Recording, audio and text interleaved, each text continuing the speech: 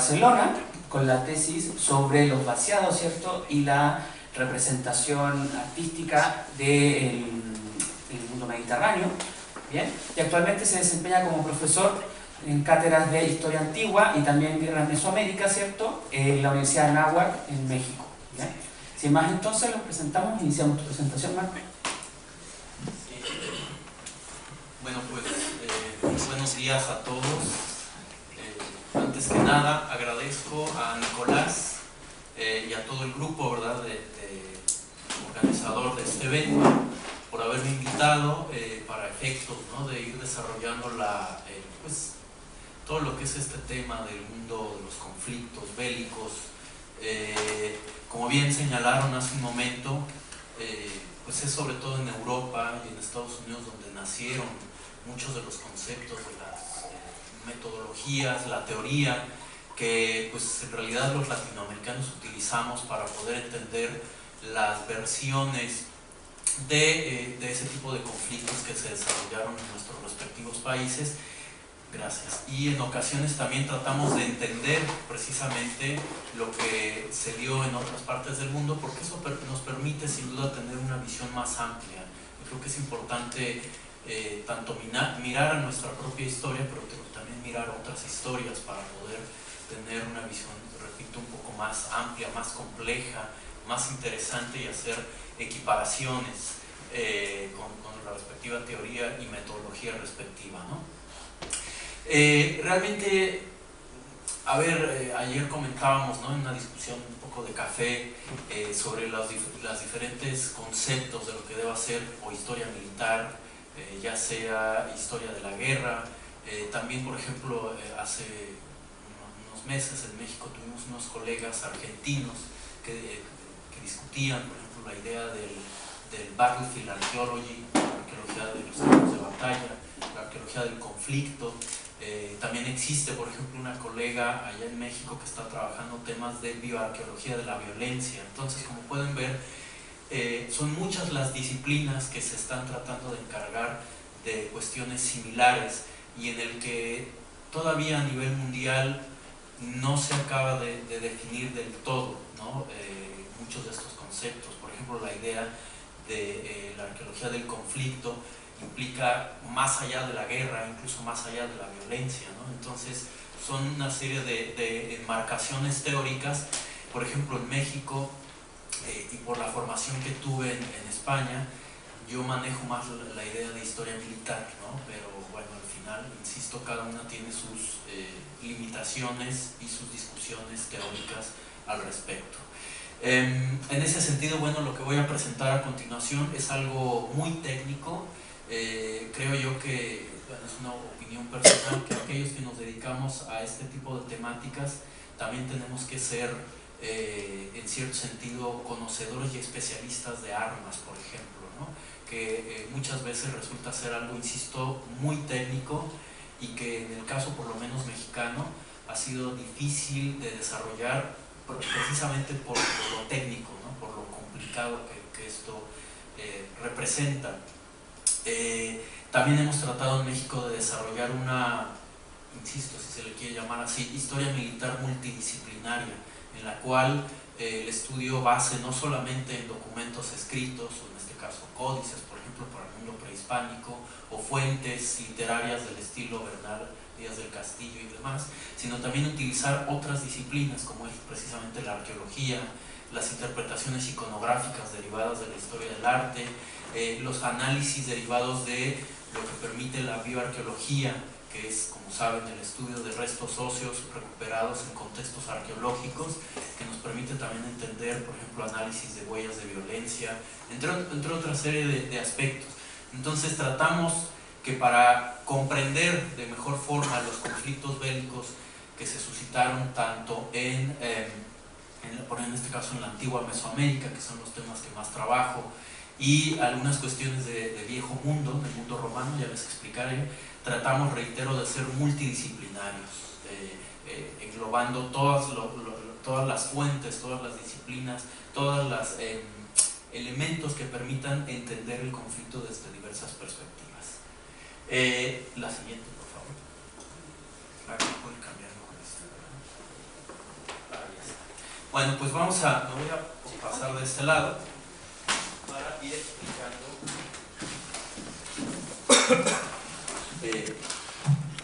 Pues bueno, vamos a partir un poquito, trataré de ser, vaya a ir un poco a velocidad, porque luego puede ser un poco aburrido, ¿no? La parte metodológica, pero es que creo que tenemos que partir desde ahí.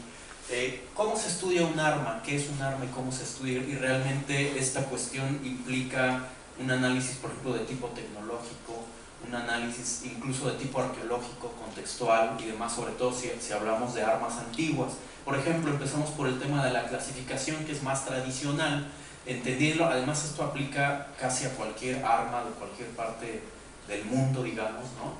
En cualquier esfera, pues un poco la idea de las armas defensivas y ofensivas, que da por resultado lo que llamamos en términos arqueológicos estudios morfofuncionales, es decir, el estudio de la forma del objeto que permite ser, por lo tanto, entendible su funcionalidad, ¿no? Es decir, hay una relación directa entre la forma y la función.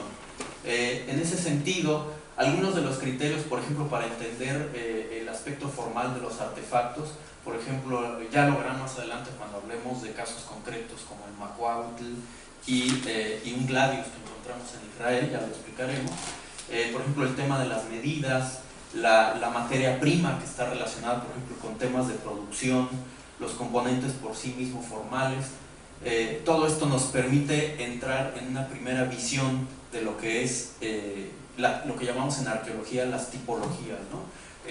Los arqueólogos somos muy dados a clasificar todo, ¿no? Hasta cuando estamos comiendo queremos clasificar ahí los platillos, todo queremos clasificar. Entonces, en este caso, para entender las tipologías de las armas, pues partimos de estos criterios, ¿no? Eso nos da por resultado una determinación tipológica que está directamente relacionada con la funcionalidad. Otros de los criterios que normalmente utilizamos para clasificar estas armas, o las armas en general de la antigüedad, son, por ejemplo, la relación con su cronología. Como saben, la evolución, o lo que llamamos la carrera tecnológica, la carrera de armas, va en función de cómo los ejércitos y las culturas desarrollan cierta tecnología para su defensa u ofensa, dependiendo de las características que tengan estas sociedades, y normalmente la evolución de esa tecnología está en función de lo que el enemigo también te va proponiendo, ¿no? Entonces uno trata de mejorar la tecnología precisamente para superar al enemigo, y entonces empieza la carrera armamentista. Entonces ahí es donde viene el tema de la cronología, ¿no? No olvidemos también que a lo largo del estudio de armas antiguas siempre existe un precedente que hereda diversos criterios de análisis o de evolución tecnológica para las siguientes armas. Entonces siempre es importante entender la relación que hay de las armas precedentes y las que se estén utilizando en el momento, ¿no?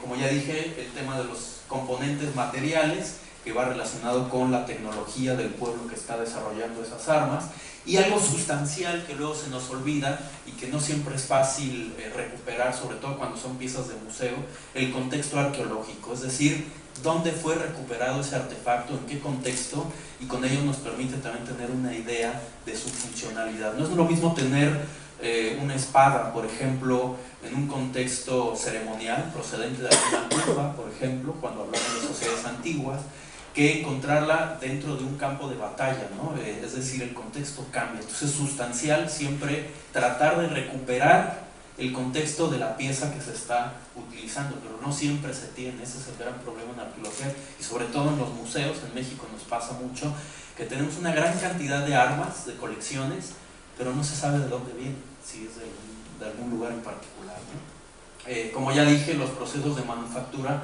son muy importantes. Y bueno, las definiciones de los términos técnicos del concepto de panoplia, ¿no? En este caso, por ejemplo, el estado de conservación del artefacto nos puede engañar al momento de hacer una tipología.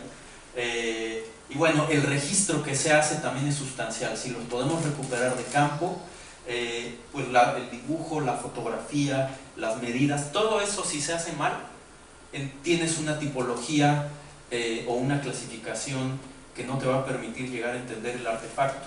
Y es importante, insisto, es algo muy técnico, pero es que si no, no vamos a entender las batallas. Es decir, el proceso de entendimiento de una batalla va desde lo más simple, el arma, para pasar, yo lo voy a explicar después, para pasar después a lo que conocemos como sistema de armamento, que es un equilibrio de todos estos artefactos. Ese sistema da por resultado una unidad específica que tiene un papel en la batalla. Normalmente eso se ve sobre todo en los aficionados o hasta en las redes sociales que quieren explicar una batalla entendiendo las armas.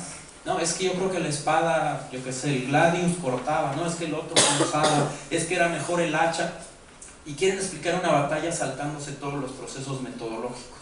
Lo digo porque vamos a ver cómo más adelante, después de entender solo para empezar la clasificación de las armas, después viene otro procedimiento que usamos también en México llamado arqueología experimental, la reproducción de los artefactos para evitar la elucubración. Es que yo creo que, entonces para evitar el yo creo, se reproduce el artefacto y se trata de entender sus capacidades ofensivas, defensivas, lesiones y una serie de aspectos, ¿no?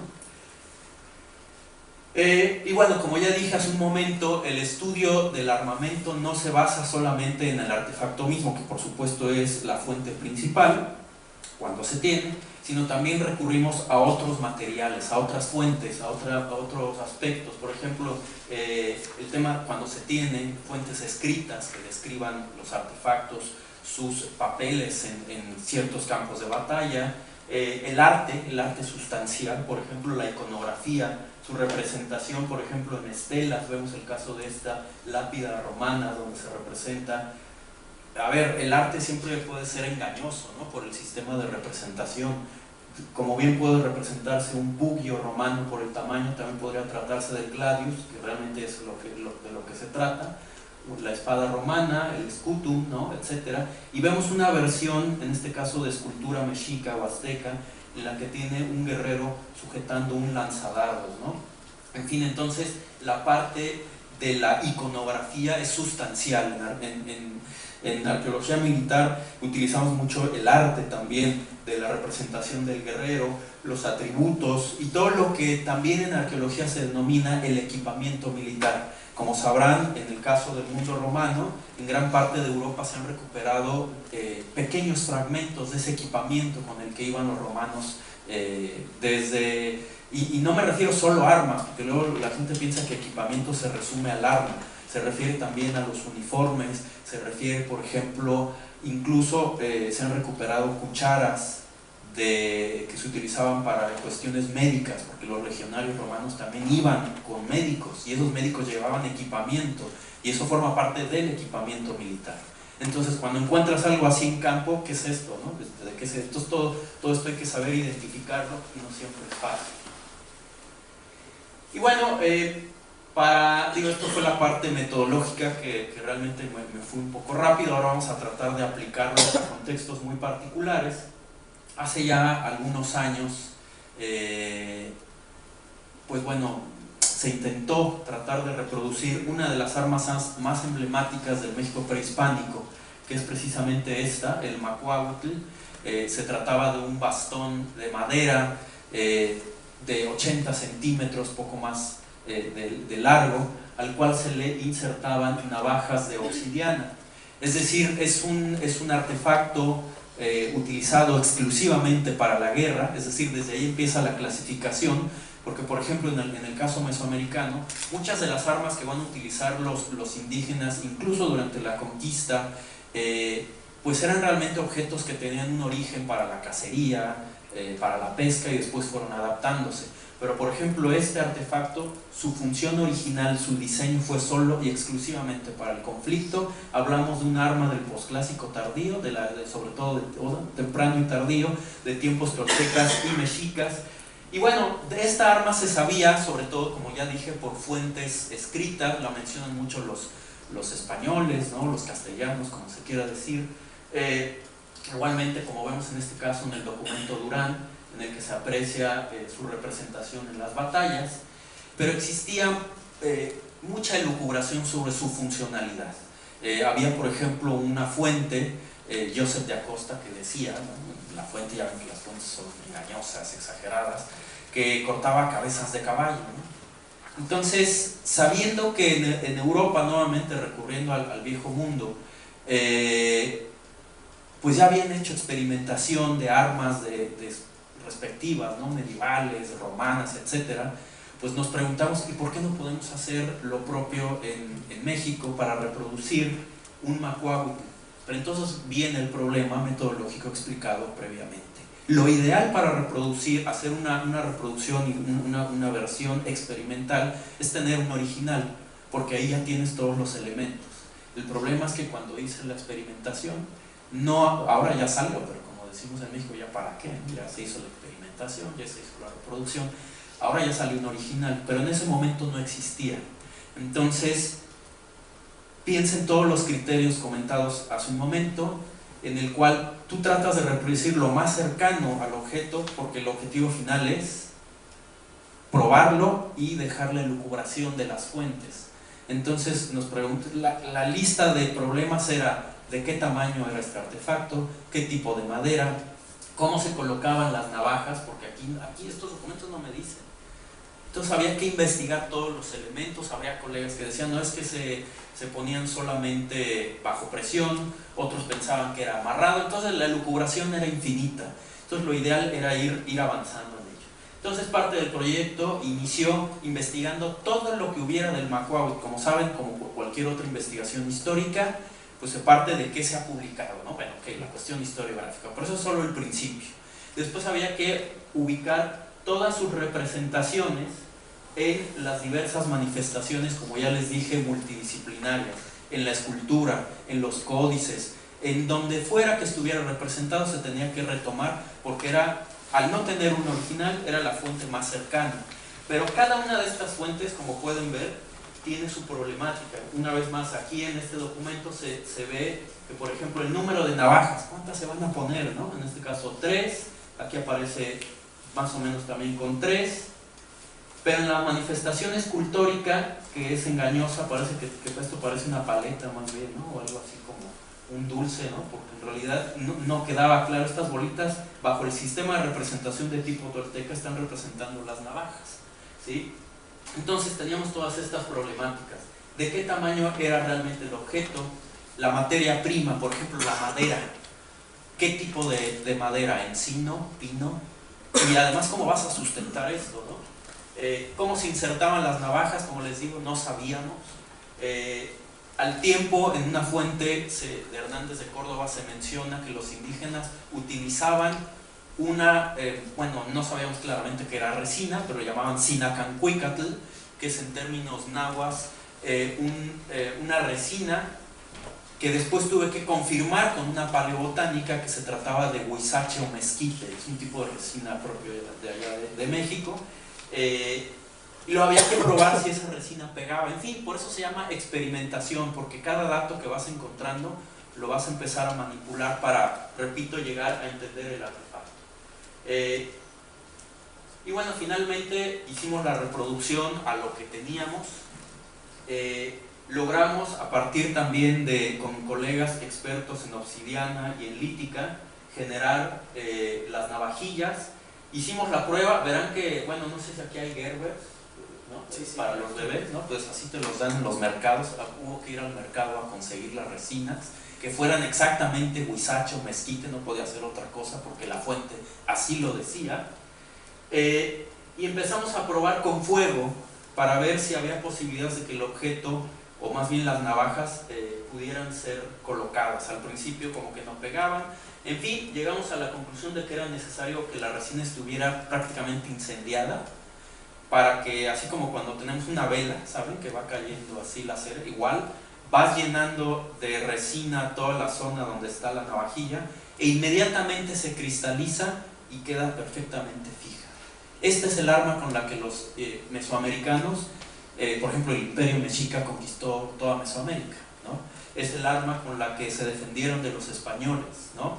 Y llama la atención que además existía la duda, es decir, ya teníamos la madera, por cierto, esta versión fue de encino y esta de pino. ¿Por qué? Porque nuevamente recurrimos a los paleobotánicos que nos informaron que la Cuenca de México era la madera más utilizada por el Imperio Mexica. Pues, piensen que este artefacto va a armar a cerca de 20,000 efectivos, ¿no? O bueno, a lo mejor no a todos, porque ese más o menos era el número estimado, la probabilidad militar inherente integrada en el ejército mexica. Hablamos de, repito, cerca de 20,000 efectivos, pero no 20,000 van a traer esta, otros van a traer lanzas, en fin, por lo menos unos 5,000, ¿no?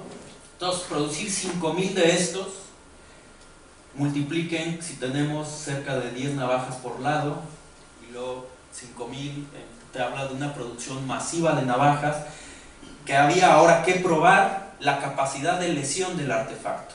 Había que probar la resistencia del artefacto al ataque, porque no estamos hablando de un filo de metal. Esto, 2-3 golpes se fractura y hay que cambiar las navajas. Entonces todo eso quedaba un poco en hipótesis y había que probar. Al tiempo, les cuento muy rápido, lo que hicimos fue, originalmente la idea era utilizar carne de cerdo. Ya sé que suena así como de what, ¿no? Pues lo mismo pasó en aquel entonces en los congresos que presenté. Les reitero, esto ya se había hecho en Europa, y ¿por qué en América no, verdad? Entonces utilizamos carne de cerdo para golpear y saber los niveles de lesión. Logramos traspasar el paquete muscular, se llegó al hueso y inmediatamente efectivamente la navaja se fracturó. Cuando no se le puso suficiente resina, incluso al sacar el arma, la navaja quedó completamente clavada en el hueso, la otra quedó fracturada. Les digo esto porque esto son solamente parte de las evidencias que el día de mañana se tienen que interpretar e integrar en algo más complejo, que es el campo de batalla. O sea, no nada más queda en, ¡ay, qué divertido! Tiene que ser algo más complejo, ¿no? Entonces se fracturó y vimos que parte de estos microlascas que le llamamos, de la obsidiana, se quedaron clavadas en el hueso.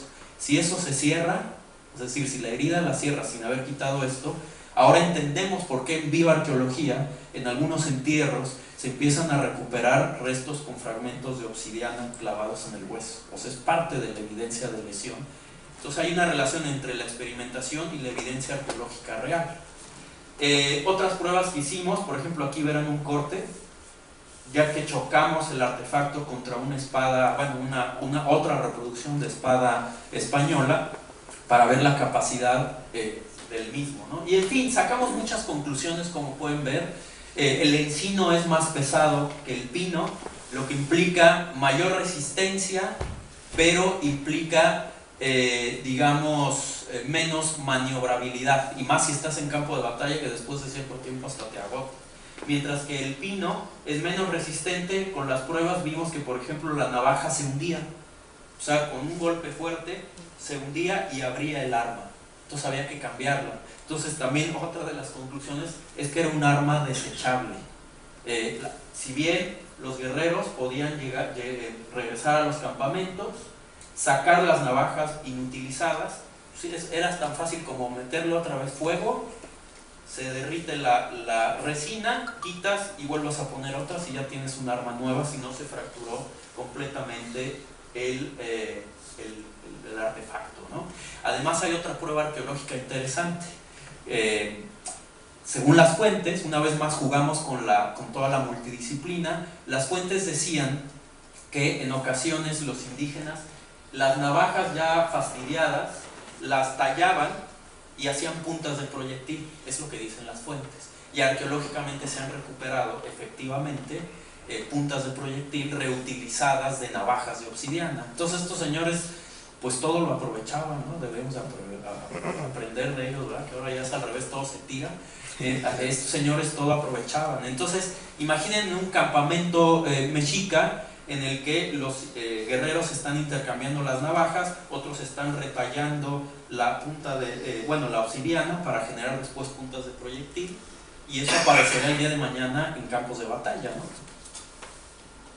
Y bueno, derivado de lo anterior, entonces ya de parte de estos datos, investigar fuentes y los códices, su representación, el tamaño del arma y todo lo ya comentado, que obvio implica mucho tiempo e investigación, llegas a la interpretación. Como lo ha dicho el doctor Fernando Quesada, no hay que estudiar armas solamente, hay que estudiar sistemas de armamento.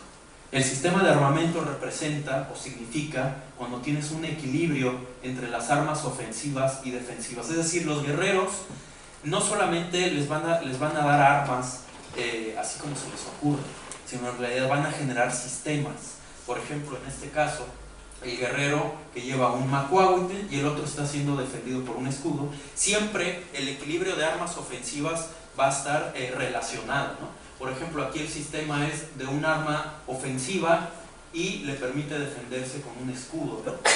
Eso te crea, por lo tanto, unidades de combate, que en el caso prehispánico le hemos llamado, en este caso, infanterías pesadas, aquellas que iban al combate cuerpo a cuerpo.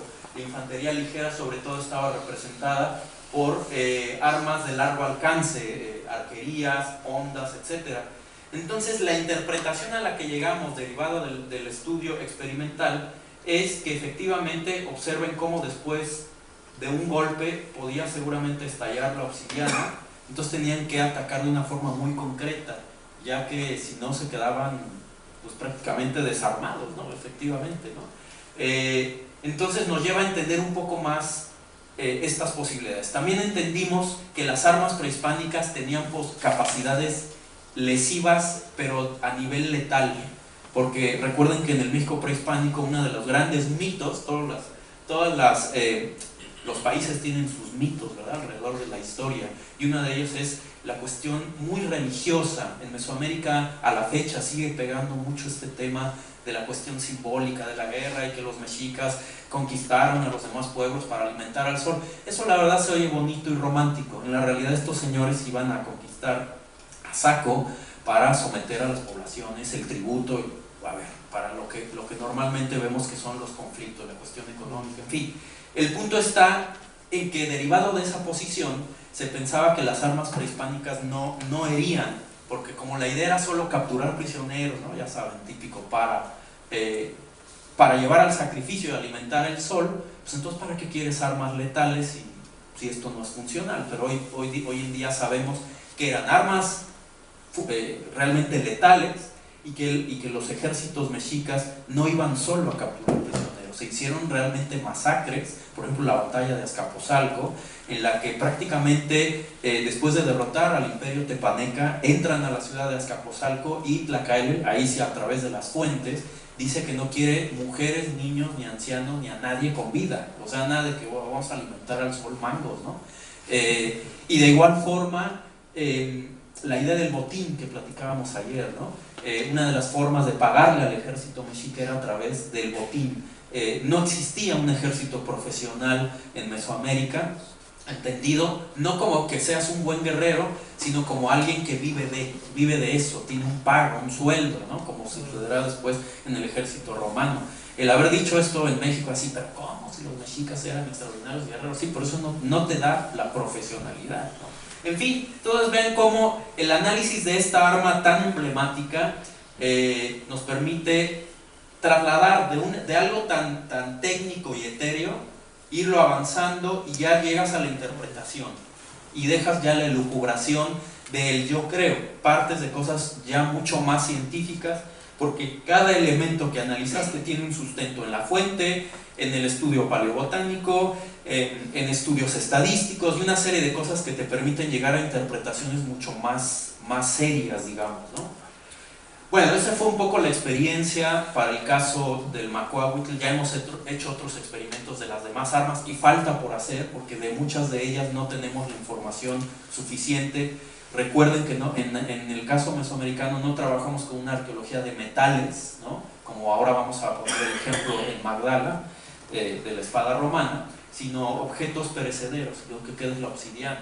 Y este tipo de navajas en realidad no eran solo para el macuahuitl, se usaba para muchas cosas más. Entonces, no por encontrar navajas quiere decir que era del macuahuitl, ¿no? Bueno, ahí tienen, como les digo, que es hoy en día el tema de la arqueología experimental, y hay que tener cuidado que no es lo mismo arqueología experimental que reproducción de armas. La reproducción a veces nada más busca el show tipo History Discovery y estas cosas, ¿no? Pero hablamos de cosas más científicas. La arqueología experimental, como ya dije, sustenta cada elemento que